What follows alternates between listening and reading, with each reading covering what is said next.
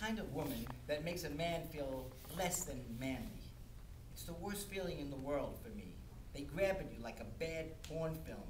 These insensitive women, and if you make a sound, they take it as pleasure. Maybe this was a girl gone wild thing in action, or so it appeared from the way she moved so mechanically.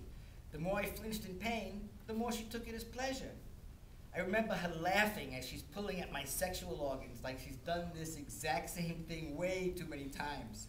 Like when you take out a board game and pull out all of the game pieces. I hated this woman. This very good-looking woman. Everything about her would inspire a response from any normal man. But I hated her. For what? For emasculating me, that's what. So of course I have no other recourse but to go limp in shock. I have no choice but to have oral sex. I'm grasping at straws. I need to be in control of something. I feel like a pitiful little boy, and I'm wanting to look up my mother's dress, and she, of course, is pulling it down, not wanting to encourage her son's curiosity. It's a horrible feeling to feel like a little kid at the skirt of any woman.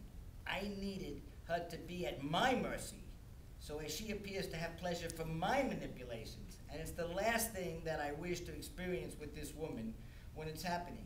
Suddenly she goes from pin-up material, which she was, still is, I mean, no exaggeration here, to looking completely and ridiculously quite ugly. I could see every blemish, wrinkle on her skin, which her clothes had hid from everyone at work. She wasn't even 30. She's still 30.